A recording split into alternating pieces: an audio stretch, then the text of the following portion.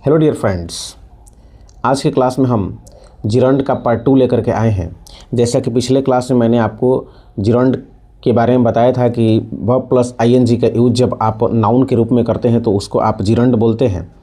और उसमें जिरंड के यूजेस के बारे में मैंने बताया था कि जिरंड का यूज वर्ब के सब्जेक्ट के रूप में करते हैं, ट्रांजिटिव वर्ब के ऑब्जेक्ट के रूप में करते हैं, वर्ब के कॉम्प्लीमेंट के रूप में करते हैं, प्रीपोजिशन के ऑब्जेक्ट के रूप में करते हैं।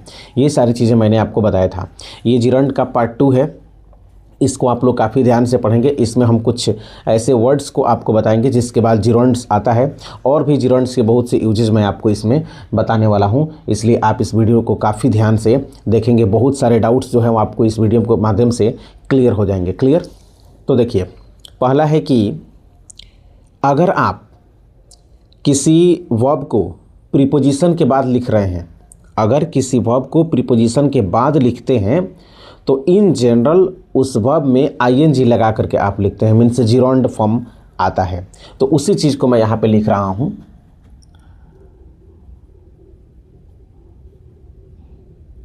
यदि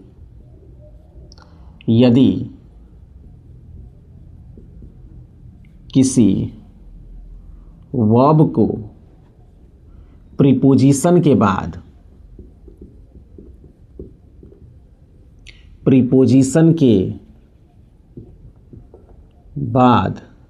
यूज करना हो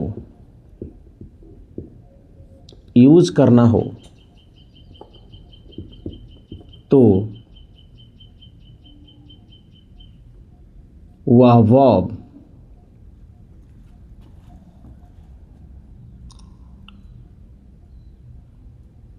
अपने साथ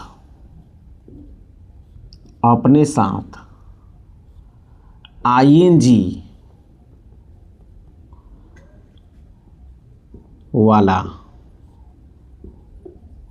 फॉर्म लेकर आता है।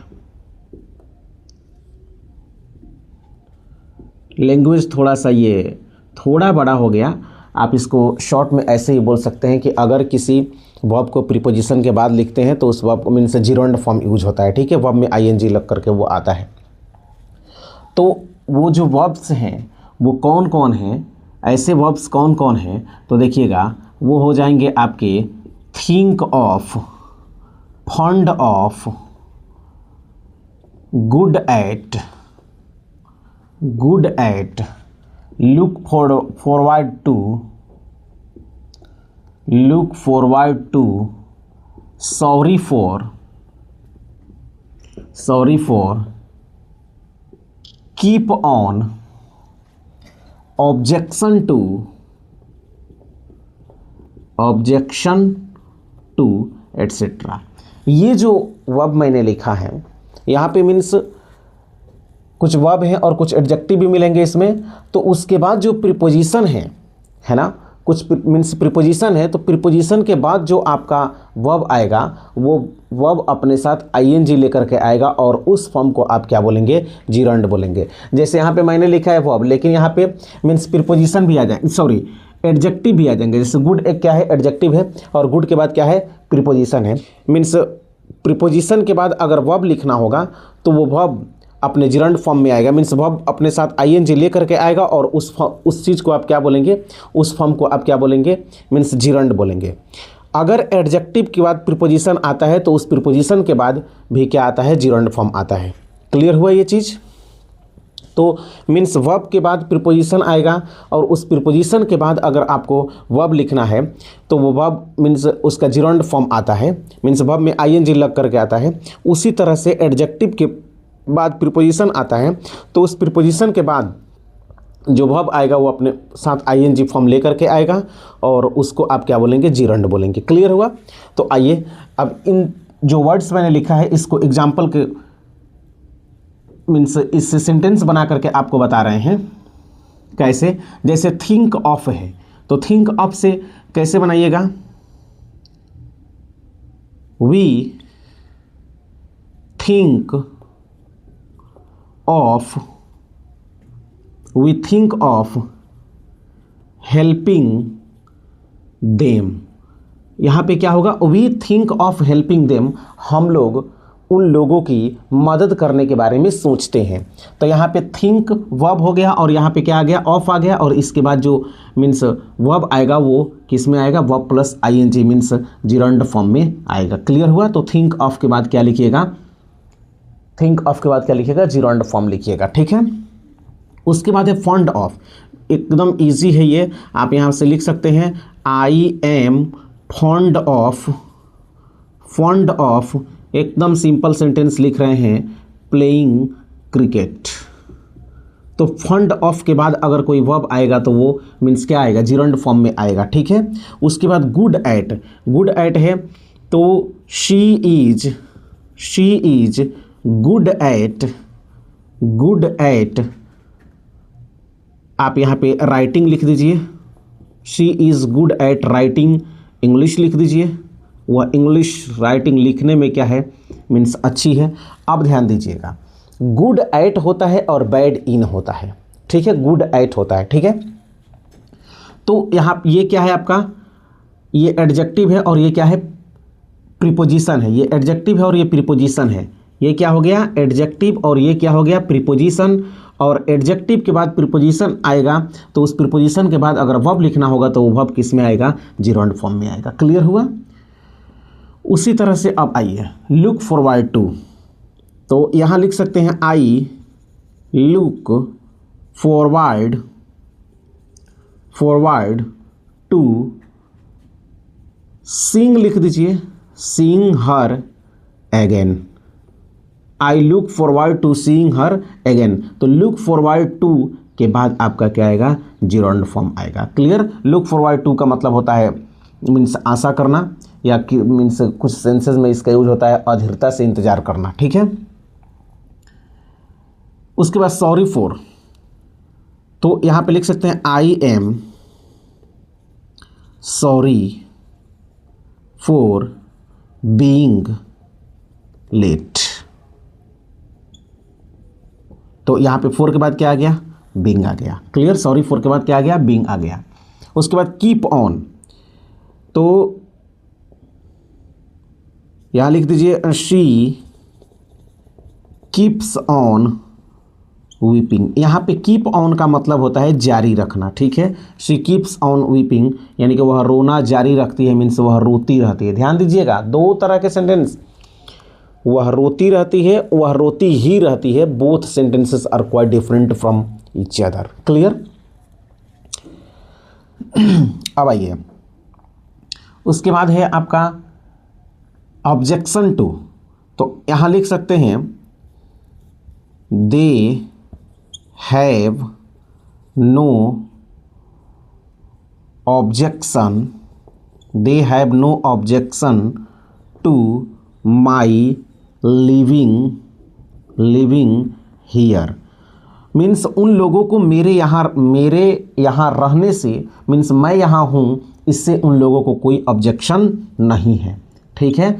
ऐसे भी आप बोल सकते हैं, मीन्स यहाँ पे माई लिविंग जो लिखे हुए हैं, ऐसे भी आप बोल सकते हैं कि मीन्स अगर जिरंड है या मीन्स पॉसेसिव केस का कोई प्रोनाउन है, मीन्स पॉसेसिव एडजेक्टिव में पॉसेसिव एडजेक्टिव का कोई प्रोनाउन है और उसके बाद अगर आप वर्ब लिखना चाहते हैं तो इन जनरल वो वर्ब जो है वो अपने जिरंड फॉर्म में आता है।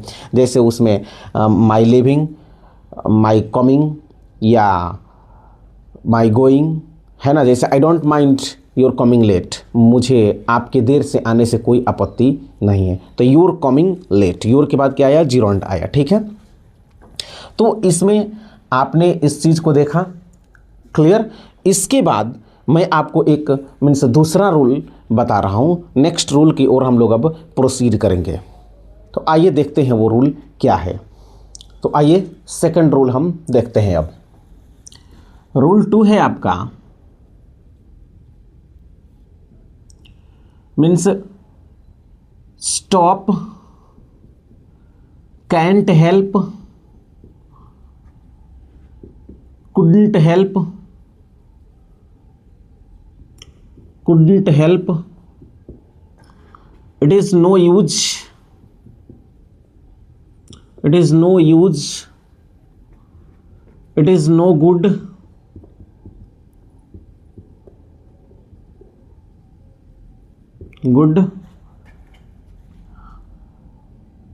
माइंड, उसके बाद आपका आ जाएगा वर्थ। ये जो वर्ड्स आप देख रहे हैं, इनके बाद, इन सभी वर्ड्स के बाद,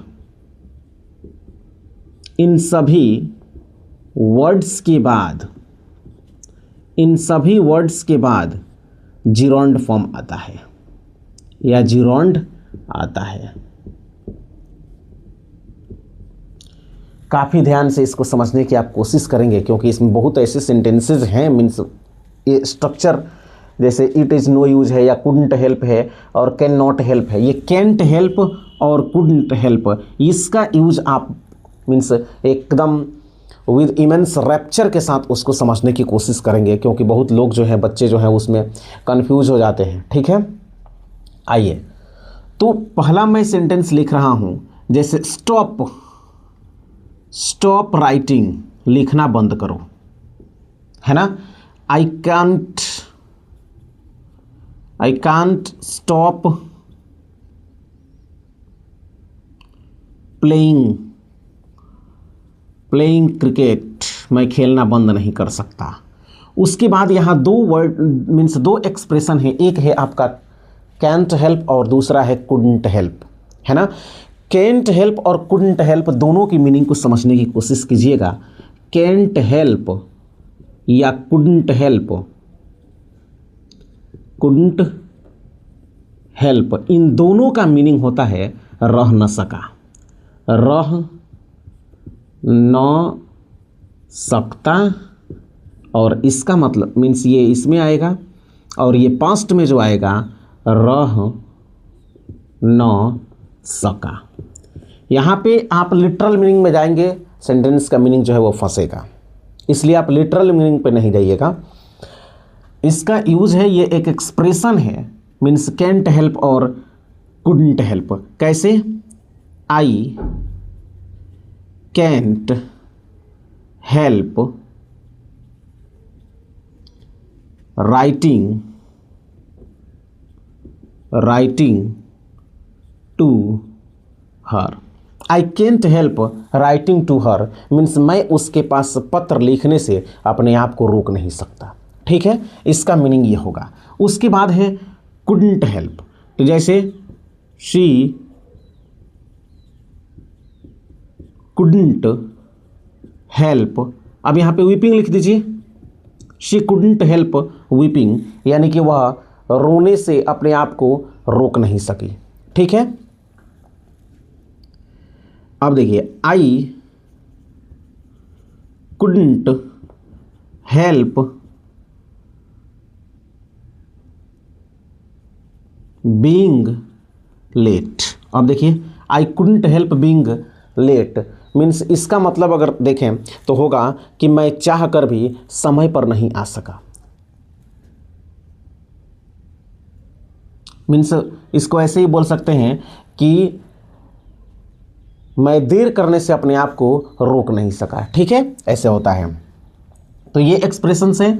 दूसरा है इट इज़ नो यूज। यहाँ जो आप देख रहे हैं इट इज़ नो यूज, एक कदम सिंपल सेंटेंस लिख रहे हैं, कई बार आप सुने होंगे it is no use, it is no use crying over spilt milk. It is no use crying over spilt milk means अब पछताए क्या करे जब चिड़िया चुग गई खेत, मीन्स गिरे हुए दूध पर अब पछताने से कोई फायदा नहीं है। तो it is no use crying हो गया, यहाँ पे बीइंग हो गया, यहाँ पे वीपिंग हो गया, यहाँ पे राइटिंग हो गया, यहाँ प्लेइंग हो गया, ये सब जिरोंड हैं। ठीक है, उसके बाद ऐसे भी बोल सकते हैं it is no use writing to him, उसके पास पत्र लिखने से कोई फ़ायदा नहीं है, है ना। तो यहाँ पे इट इज़ नो यूज के बाद हमेशा याद रखिएगा, इट इज़ नो यूज के बाद क्या आएगा दोस्त? जिरोंड आएगा। उसी तरह से इट इज़ नो गुड, जैसे it is no good living here, यहाँ रहना ठीक नहीं है। उसी तरह से it is no good speaking loudly, it is no good speaking loudly, means तेज बोलना ठीक नहीं है। उसी तरह से माइंड है, माइंड का भी इस एक्सप्रेशन का भी यूज आप देख लीजिए। जैसे आप लिख सकते हैं I don't mind your coming late, I don't mind your coming late, आपके देर से आने से मुझे कोई आपत्ति नहीं है। मीन्स आप अगर देर से आ रहे हैं तो उससे मुझे कोई आपत्ति नहीं है। I don't mind your coming late. इसका एक और आप लिख सकते हैं do you mind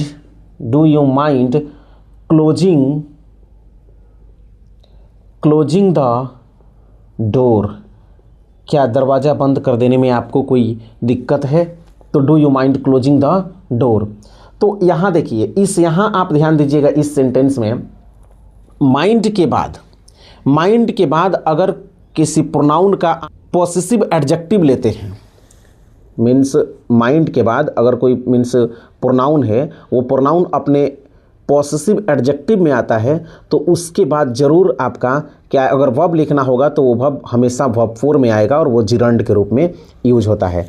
means his हो जाएगा, हर हो जाएगा, देयर हो जाएगा, योर हो जाएगा, आवर हो जाएगा। इन सब के बाद वर्ब प्लस आईएनजी आता है। ठीक है, वर्ब लिखना होगा तो वर्ब प्लस आईएनजी आएगा। ठीक है, तो इसको मैं अलग से ना बता करके इसी में मैं आपको मिक्स करके बता दे रहा हूँ कि आई डोंट माइंड योर के बाद क्या आता है, जिरोंड फॉर्म आता है। यहाँ हीज भी आ सकता है, हर भी आ सकता है, देयर भी आ सकता है, आवर भी आ सकता है।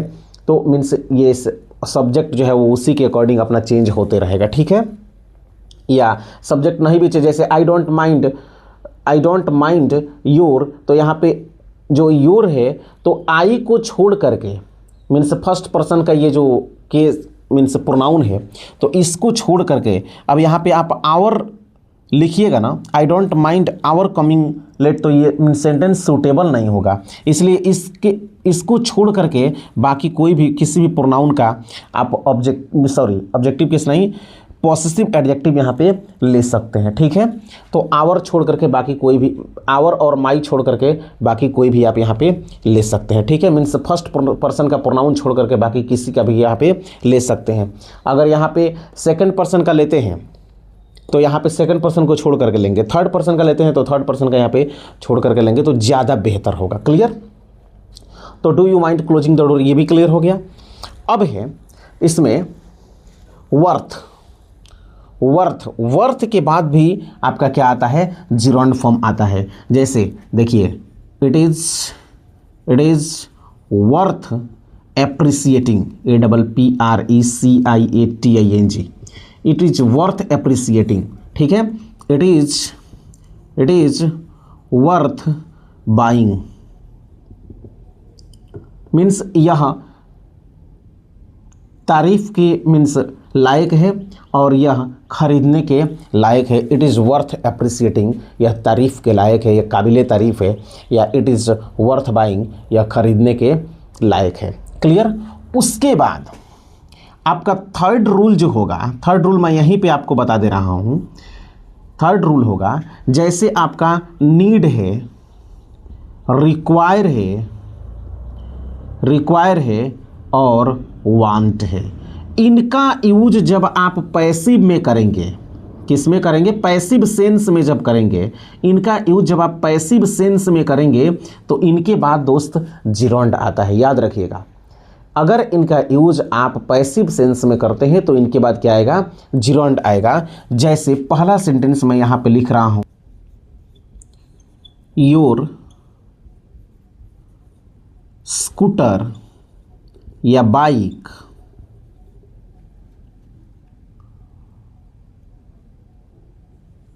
वांट्स सर्विसिंग, सर्विसिंग में सी होगा, यहाँ पे क्या हो जाएगा, सी हो जाएगा। है ना। तो यहाँ पे वांट्स के बाद क्या आया, सर मीन्स तुम्हारे बाइक या स्कूटर को सर्विसिंग की ज़रूरत हो। उसके बाद यहाँ पे योर हेयर नीड्स कटिंग, तुम्हारे बालों को कटवाने की ज़रूरत है, ठीक है। उसके बाद रिक्वायर हर सूट रिक्वायर्स प्रेसिंग, हर सूट रिक्वायर्स प्रेसिंग, यानी कि उसके कपड़ों को मीन्स प्रेस करने की ज़रूरत है, प्रेस कराने की ज़रूरत है। पैसिव सेंस में हम इसका यूज किए हैं। तो यहाँ पर हमने आपको 3 रूल बताया मीन्स जिरोंड से रिलेटेड। जिरोंड का ये पार्ट 2 है जिसमें मैंने आपको 3 रूल बताया। फिर इसके बाद जिरोंड का पार्ट 3 लेकर के आएंगे, उसमें हम आपको मीन्स कुछ और इम्पोर्टेंट वर्ड्स बताएंगे जिनके बाद जिरोंड्स आता है। और ये मीन्स इसके बाद जो जिरोंड का तीसरा जो क्लास होगा वो जिरोंड का लास्ट क्लास होगा। उसके बाद हम लोग पार्टिसिपल में एंट्री मारेंगे, ठीक है। चलिए मिलते हैं नेक्स्ट डे।